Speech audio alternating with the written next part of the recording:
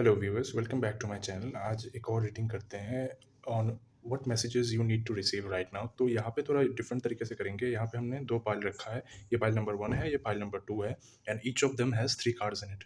तो आप कोई सा भी पाइल चूज़ करिए, आइदर पाइल नंबर 1 और pile number 2। So we will begin with pile number 1, this one. इसके साथ हम शुरू करते हैं।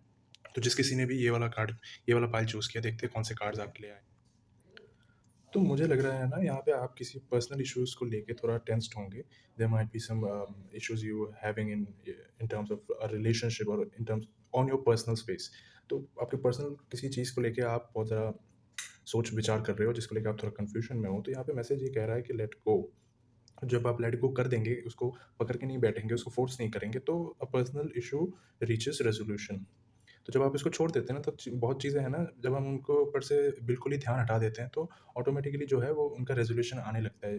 Those things which are not serving us in any way, जब हम उनसे ध्यान हटा लेते हैं, तो अपने आप ही वो हमारे दिमाग से, हमारे लाइफ से वो हट जाते हैं। परेशानियाँ, दिक्कतें जो भी वो कॉज कर रही होती है, वो ऑटोमेटिकली खत्म हो जाता है। फिर आपके लिए यहाँ पे आया है ten of king of pentacles. तो ये बता रहा है आप थोड़ा है ना इन सब चीज़ों से दूर हटिए।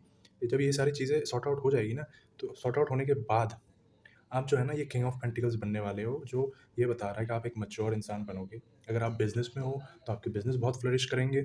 अगर आप जॉब में हो, तो आप जॉब में भी अच्छे अच्छे मुकाम पे पहुँचोगे। आप है ना उसके बाद जो है फालतू के रिस्क नहीं लोगे आप। वो रिस्क टेकिंग से ना आपको अवर्जन होने लगेगा, क्योंकि क्या मतलब है, जब सब कुछ देख ही लिया, थोड़ा अब बिज़नेस भी हमारा सही चल रहा है, मनी वाइज़ भी we are doing very well, तो बेमतलब का रिस्क लेने का कोई मतलब नहीं बनता। तो आपका एक अवर्जन हो सकता है, बन जाए इन फ्यूचर, रिस्क बेमतलब के अननेसेसरी रिस्क लेने से।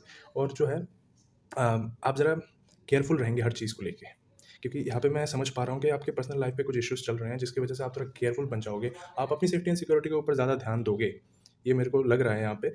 और पर्सनल लाइफ पे जब कुछ उथल-पुथल चलती रहती है, दिक्कतें चलती रहती है, तो वो इन अ वे हमारे प्रोफ़ेशनल लाइफ़ को भी अफ़ेक्ट करती है। वो मानो या ना मानो, लेकिन वो तो होती है, क्योंकि घर में कलेश हो रहा है, तो हम जब काम पे आते हैं, तो वो हमारे दिमाग में वो चीज़ें घूमती रहती है, कहीं न कहीं वो अफ़ेक्ट करती है।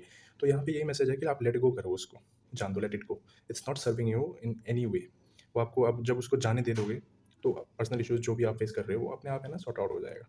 वो जब वो चीज़ें सॉर्ट आउट हो जाएँगी, आप ऑटोमैटिकली एक ग्राउंडेड इंसान बन जाओगे, एक मैच्योर इंसान बनोगे धीरे-धीरे। फिर जो आपके बिज़नेसेस है, वो सब है, वो फ्लरिश करने लगेंगे। भले ही आप जॉब में हो, भले आप बिज़नेसेस में हो।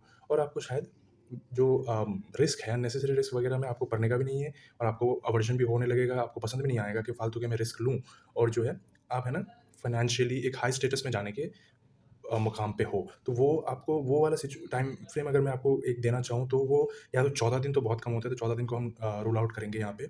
14 हफ्ते या 14 महीने में आप जो है ये वाला चेंजेस अपने लाइफ में नोटिस कर सकते हो। तो शुरुआती दौर में आप लेट गो करना स्टार्ट करिए। Don't get bothered by those troubles in your personal life. उनको बस लेट गो करिए। Let things happen in their own way. आप सिर्फ़ उसको भगवान पे छोड़ दो कि जो उसकी मर्ज़ी वो मुझे मंज़ूर है। तो overall this is a nice reading, और आपके लिए अच्छा टाइम डेफ़िनेटली आ रहा है। आप फाइनेंशियली बहुत फ्लरिश करने वाले हो, आप इमोशनली भी ग्राउंड होने वाले हो, ग्राउंडेड बड़ा स्टेबल होने वाले हो, और बेमतलब के रिस्क में भी आप नहीं पड़ने वाले हो। आपको अपने सेफ्टी एंड सिक्योरिटी को लेके आप ज़्यादा कंसर्न्ड रहोगे, बजाय इसके कि मैं रिस्क ले लूँ, अपने बिज़नेस को और एक्सपेंशन करूँ और जॉब में कुछ और करूँ। तो उन सब चीज़ों से आप वैसे भी दूर रहोगे। तो ओवरऑल यही कह रहा है कि आप जब एक चीज़ को छोड़ देते हो, तभी दूसरा चीज़ आपके पास आता है, क्योंकि जब कप ऑलरेडी भरा हुआ है, तो उसमें दोबारा से कहाँ से हम कुछ डालेंगे। जब ये चीज़ खाली नहीं होगी, तब तक वो नया चीज़ नहीं आएगा। तो यही मैसेज है ओवरऑल आपके लिए। अब देखते हैं कि सेकंड पाइल वाले के लिए क्या कार्ड्स आए। हेलो पाइल नंबर 2, तो देखते हैं आपके लिए कौन-कौन से कार्ड्स आए हैं। तो पाइल नंबर 2 आपके लिए आया है एस ऑफ कप्स और communicate clearly, a time for healing. अगर आपको किसी पास्ट चीज़ें आपको अभी तक बॉदर कर रही है, जो चीज़ें बहुत पहले आपकी लाइफ में हुई थी, ये हो सकता है कोई टॉक्सिक रिलेशनशिप हो, या फिर कोई टॉक्सिक जॉब हो जहाँ पे वर्क कल्चर बहुत ही खराब था। वो चीज़ें शायद आपको कहीं न कहीं अभी भी this things are still bothering you a lot.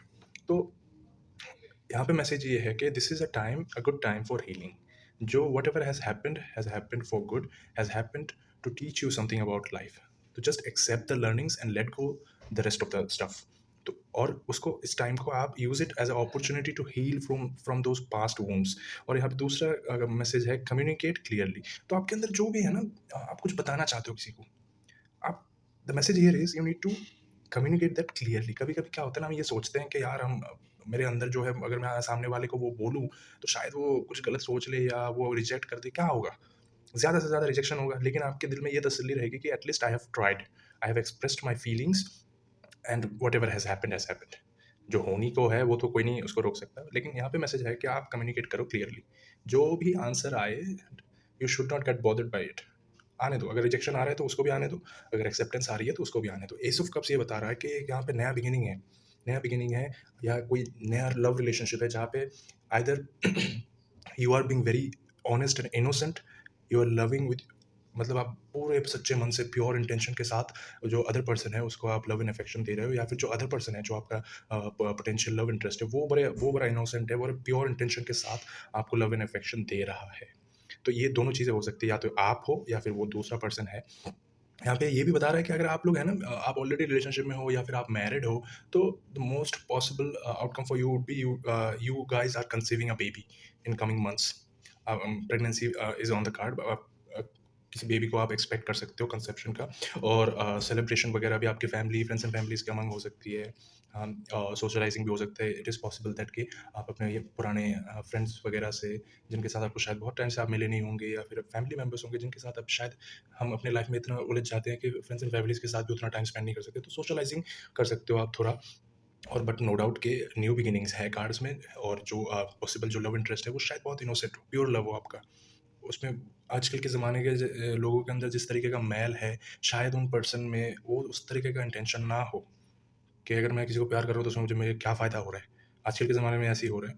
तो शायद आप बहुत प्योर सोल हो, या फिर जो पर्सन आपको मिलने वाला है विदिन अ मंथ, वो बहुत प्योर हो, और आपको पूरे सच्चे मन से प्योर इंटेंशन के साथ आपको वो लव एंड अफेक्शन दे, आपकी केयर करे, आपकी फैमिली की केयर करे। और जब ऐसे रिलेशनशिप आते हैं ना लाइफ में, जो कि नफ़ा नुकसान नहीं देखते, कि आगे वाला क्या है, क्यों नहीं है, वो इतना सब कुछ ना देख के जो आपको सच्चे मन से, जो प्योर इंटेंशन के साथ आपको ये सब दे ना, तो है ना, आदमी जो है, इंसान जो है, वो ऑटोमेटिक ना अंदर से कंटेंट होता है, अंदर से खुश रहने लगता है। तो जब आप इन चीज़ों में खुश रहने लग जाओगे ना, आपका रिलेशनशिप वगैरह, घर का माहौल जब ठीक हो जाता है, जब आप अंदर से खुश रहने लगते हो, तो आपके हर चीज़ें आप नोटिस करना, they start to fall in line, कि हर चीज़ें अब एक के बाद एक ठीक-ठाक होती जाती है। बस आप पॉज़िटिव सोचिए, आप जो भी है ना कम्युनिकेशन आप करना चाह रहे हो, आप क्लियरली करिए, भले लव के मामले में हो, भले जॉब के मामले में हो, बिज़नेस के मामले में हो। और जो आपके पास ट्रॉमाज़ है ना, वो आपको कुछ सिखाने के लिए आए होंगे। आपने जो सीखना था आप उससे सीख लो, और इस टाइम को आप एज़ अ हीलिंग पीरियड उसको आप ट्रीट करिए, अपने आप को हील करिए, मेडिटेट करिए, भगवान का नाम लीजिए। और जब ये पर्सन आपके पास आए, ऑब्वियसली आप उसको जो भी कम्युनिकेशन करना चाहते हो, आप जो भी कुछ बताना चाहते हो, क्लियर कट बताना, आप कुछ भी लाग लपेट मत रखना उसमें। तो ओवरऑल आप पाइल नंबर 2 के लिए भी बहुत अच्छे कार्ड्स आए हैं, आपके लिए भी अच्छा टाइम आ रहा है। तो overall this is the reading I have for you, both of the piles. Hopefully this resonated with you, and thank you very much for watching my video.